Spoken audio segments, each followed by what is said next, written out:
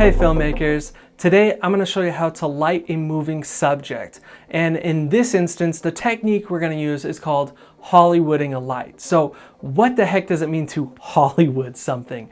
Basically it means that someone on set is actually going to physically be holding something in place where usually a light stand or some sort of rigging would do that job. This is the first episode in my new series called Light Everything. And I'm super excited to bring this to you because there are so many cool lighting techniques and things that I've been dying to share with you guys. So if you're new to the channel and this is your first time here, hit subscribe right now because there's a ton of great stuff coming your way.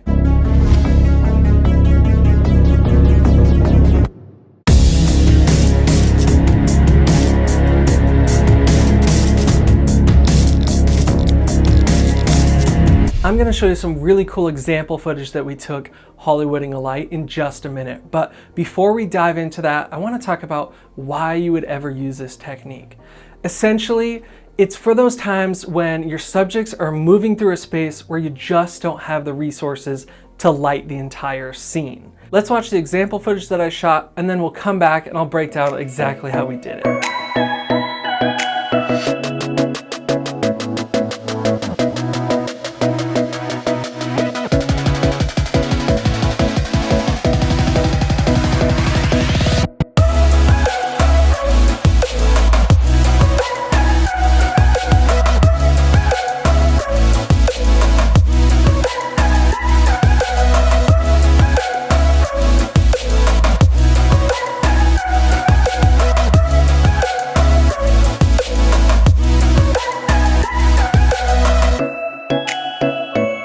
To get this all set up, essentially all you need is a battery-powered LED light and a pole. What I've done is taken an LED light panel and put it on the end of a C-stand boom arm. And then I threw a pop-up softbox on it to really help soften up the light so we don't get a really harsh source. You can use a smaller LED light panel that most people own, like this one from Viltrox or the smaller ones from Newer. And basically you can grab any long pole. You could do this with like a broomstick, or I just found this PVC pipe, and then essentially all you need is some tape and you can just tape it on there. And if you have like a monopod already, or even a light stand, one of those really cheap light stands, you could also mount it on the end of one of those if it's long enough. A little bit janky, but you get the idea. Power the light on, and then you can of course boom this up over your actors' heads when you're walking.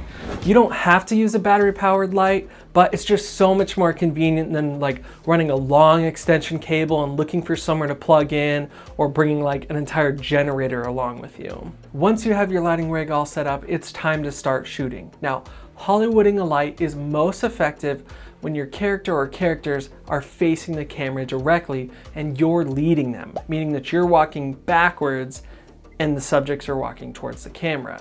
Now, what we used was a gimbal on set, but you could also do this with like a shoulder rig or go handheld.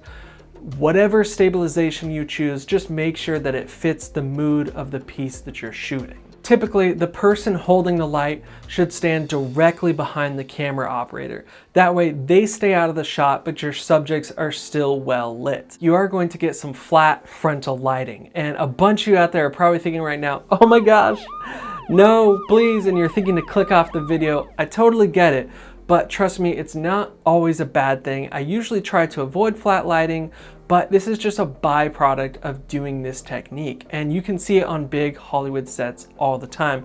For instance, you can look at this behind the scenes image of the Grand Budapest Hotel where they're doing this. It just depends on really the nature of your movie and the feeling and the mood and the genre if you can get away with doing some flat lighting like this. There are limitations when you're moving a light like this. You definitely want to keep the light off of the walls around you and out of the shot, because it'll definitely give away the effect if people can see the light actually physically spotlighting and moving through the scene. So a couple ways to fix this is first to shoot on a tighter lens, like a 50mm or even more telephoto. That way you just crop out those walls. Or you can just take a couple steps away from the wall so that it's out of the scene completely. When you're Hollywooding a light, you definitely need to match the light source to other practicals and ambient light in the scene so it doesn't stick out like a sore thumb on your characters. So when we were filming downtown, most of the street lamps were actually daylight, so we kept it at 5600 Kelvin. But there were some instances where we wanted the neon lights of the different bars and restaurants to really reflect onto our characters, so we threw a nice blue gel on there. Lighting a moving subject is not that difficult to do, but it does take a larger crew and some good coordination. So a huge thank you to Tyler, who's our grip on set and holding that moving light the entire night. Also, thank you to our wonderful models, Ian and Ashley, and a big thank you to our photographer, Andrew, who got a lot of really cool shots that night. I'll put a couple of them on the screen right now. And if you want to learn how to light and shoot better videos, hit subscribe right now. There are a ton more videos coming out from this lighting series, along with everything else on my channel. All right, I'll see you in the next video.